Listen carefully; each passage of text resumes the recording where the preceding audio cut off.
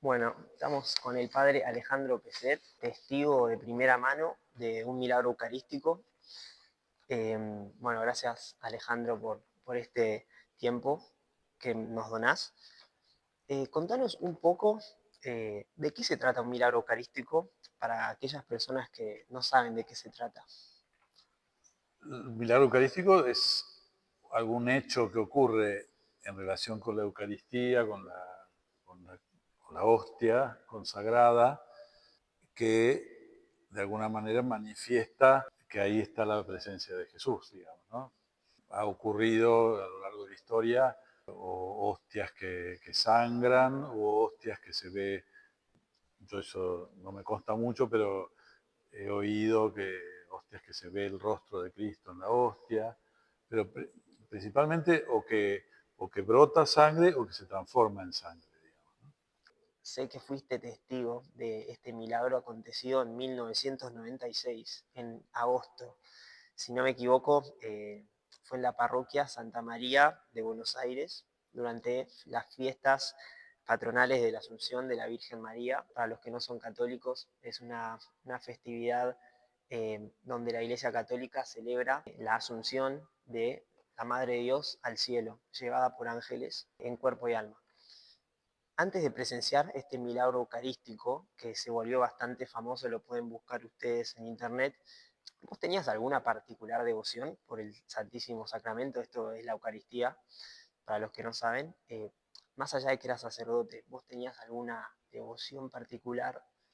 Digamos, en la formación que yo tuve, siempre estuvo como muy fuerte el ir a visitarlo a Jesús al Santísimo, ¿no? Jesús que está presente en el sagrario, en una iglesia, y entonces yo me acuerdo en la etapa que yo estuve pensando si iba a entrar al seminario, si iba a ser o no iba a ser sacerdote, iba mucho a la iglesia en un horario que no había misa y me quedaba ahí hablando con Jesús, o más que hablando, tratando de escucharlo. Claro. Eso sí fue, y después, bueno, vivir la misa siempre fue algo muy fuerte, digamos, también.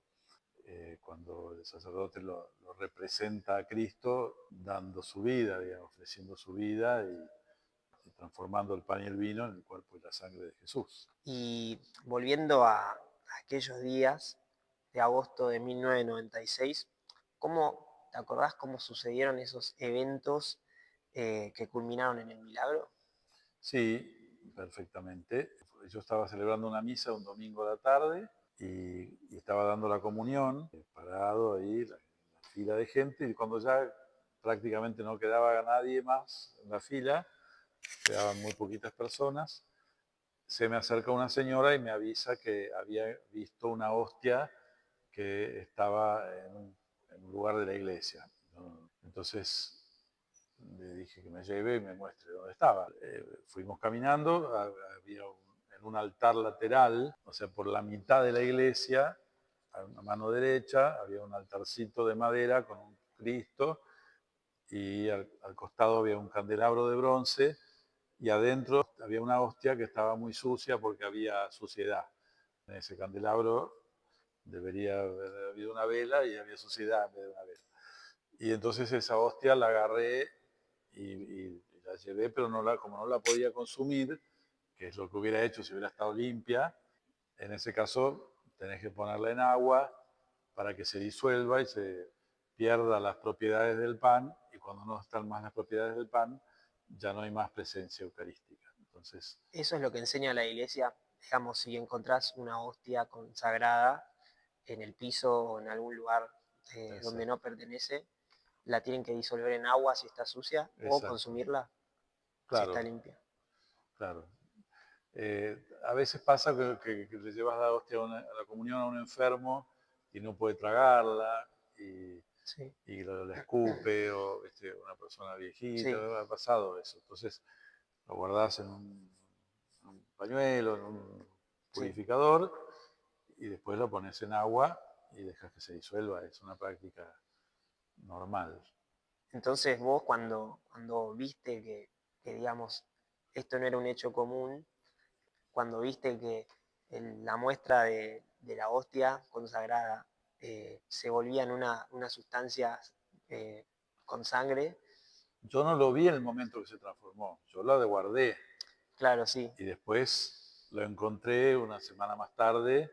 Yo me olvidé del tema y después de una semana una ministra de la Eucaristía, una señora, una viejita que estaba ahí en la parroquia, me avisó que había visto algo raro. Entonces ahí me fijé y parecía como un coágulo que había ahí, ¿no? ¿Y cuál fue tu primera reacción? Como una emoción fuerte adentro, porque si bien yo no sabía que si era algo milagroso o no, como yo ya había oído de estos hechos, incluso en esa parroquia había pasado algo anteriormente, que yo no era testigo del otro, entonces, bueno, enseguida pensé, uy, puede ser que haya un milagro eucarístico, ¿sí? Pero sobre todo fue como, viste, cuando te dan una noticia muy fuerte que estás como pensando en eso y todo lo demás, el mundo gira a tu alrededor y ni te das cuenta de lo que pasa. Bueno, me pasó eso, ¿sí? Y fue el tercer milagro en la misma parroquia, en 4 años, según leí. Sí, sí, en realidad fueron dos más importantes que fueron parecidos, casi con una hostia transformada, y después hubo tres más chiquititos, digamos, que fueron, en realidad fueron cinco, no tres, Ah, en mirá. total, ¿no? Dos de hostia y después hubo tres veces que en un copón que estaba lleno de hostias secas, aparecía una gotita roja en la pared interna del copón. El copón es como un vaso donde se guardan las hostias para distribuir la comunión, y aparecieron unas gotitas muy chiquitas, como si hubiera habido un poquito de sangre ahí. Yo había sido testigo de uno de esos hechos, que había sido en el 94. Pero como era algo muy chiquito y era algo que ya había pasado antes, quedaban ahí guardados Claro. y no era como algo que impactara tanto, digamos, ¿no? Porque la hostia que se puso en el agua, eso sí, verla te impresionaba, digamos. Y una vez que ocurrió este suceso, ¿vos después seguiste el proceso de cómo se hicieron estudios para verificar esto o te olvidaste del tema? No, no, no, no.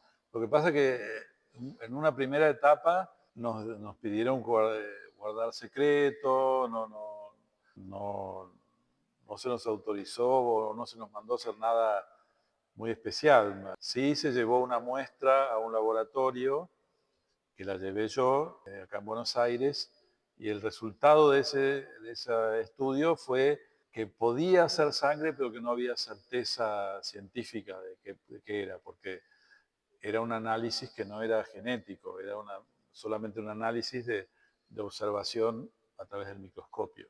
Ahora, 2 años después, cuando se murió el obispo que estaba, Cuarrachino, y lo nombraron a Bergoglio, como que era obispo auxiliar, lo nombraron arzobispo, ahí él nos encargó que enviemos una muestra a un laboratorio de Estados Unidos, bueno, un laboratorio donde nos pudieran dar la mayor certeza Claro, científica. eso ya fue unos años después, 2 años después. 99, ¿no?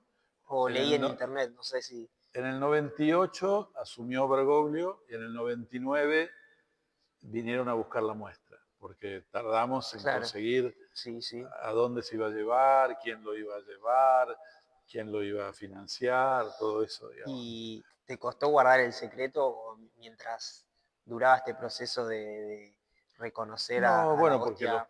los que vivíamos juntos en la parroquia, que éramos 3 sacerdotes, y yo y algunas personas de la comunidad lo sabíamos. Ah, el resto no, no era algo público. No, no, no. Claro. ¿Y te acordás cómo fue la reacción de Francisco? Bueno, en ese momento Bergoglio, pero que luego llegó a Papa, claramente.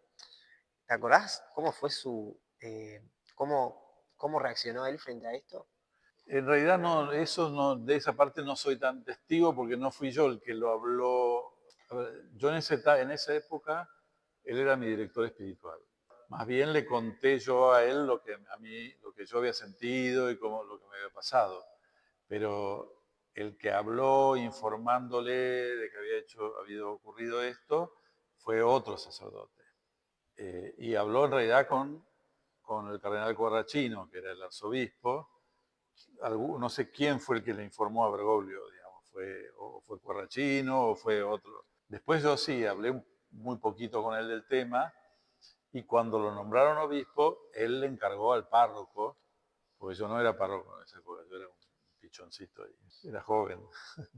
Y bueno, te quería preguntar si esto tuvo algún impacto, digamos, más allá de que haya sido un hecho mediático, que luego, años después fue mediático, pero vos al día de hoy seguís pensando en esto, te vuelve a la cabeza y decís, Sí, me totalmente. siento, no sé, me siento bendecido, me siento agradecido por haber sido testigo de esto. Sí, por un lado para mí es como un don que muchas veces me preguntaba por qué, para qué hago con esto, lo estoy transmitiendo bien, no lo estoy transmitiendo bien, tendría que hablar más, tendría que hablar menos, ¿viste? En mi vida personal influyó en mi manera de rezar, en mi manera de vivir la misa. Yo no es que no tuviera fe, pero sin duda me cuestionó a vivirlo más intensamente. Ahora, y acá viene algo que fue novedoso, que es que hace poquitos años, cuando yo me entero de la muestra de Milagros Eucarísticos de Carlos Acutis, y de la fama que esto tomó por eso, ahí me bajó la ficha, como dije, uy, Todo este, estaba planeado, ¿no? todo estaba claro. Sí, Qué locura, la verdad. Bueno, muchísimas gracias, Alejandro, no, de por tu nada. testimonio. Ojalá que también la gente se pueda dar cuenta de lo real que es la presencia eucarística de Cristo, de que realmente eh, hubo sufrimiento detrás de la cruz, hubo sangre derramada, pero sobre todo hubo amor. Muchas gracias. A vos, Fede, gracias. Un gusto. Luego de la entrevista, el padre Peset reveló unos detalles muy interesantes acerca de la razón por la que podrían haber ocurrido tantos milagros relacionados con la Eucaristía, detalles que lamentablemente escaparon al reportaje. Resulta que la parroquia Santa María, ubicada en el barrio porteño de Almagro, que es donde ocurrieron estos sucesos milagrosos, fue erigida por decreto del entonces arzobispo de Buenos Aires, Santiago Luis Copelo, en 1934. Lo curioso es que el mismo año se realizó bajo su arzobispado el 32º Congreso Eucarístico Internacional, el primero en Latinoamérica, el cual es un evento católico que rinde culto a la Eucaristía. Por si fuera poco, el candelabro donde fue hallada la hostia profanada se encontraba en ese momento sobre un altar de madera con un Cristo crucificado. Debajo de sus pies leía la inscripción en latín: Redemisti nos Deo in sanguine tuo, que traducido significa: nos has redimido, Dios, con tu sangre. La famosa muestra, que recorrió el mundo entero, pasando de laboratorio en laboratorio, fue originalmente conservada en agua, con lo cual hubiera sido lógico que dicha sangre se pudra con el tiempo. Sin embargo, para sorpresa del mundo científico, de escépticos y de no creyentes, el tejido sanguíneo perteneciente al ventrículo izquierdo de un corazón humano que había sufrido graves lesiones físicas y emocionales no solo estaba completamente intacto, sino que pertenecía a una persona viva. En otras palabras, la ciencia no pudo explicar cómo de la simple materia se había creado vida.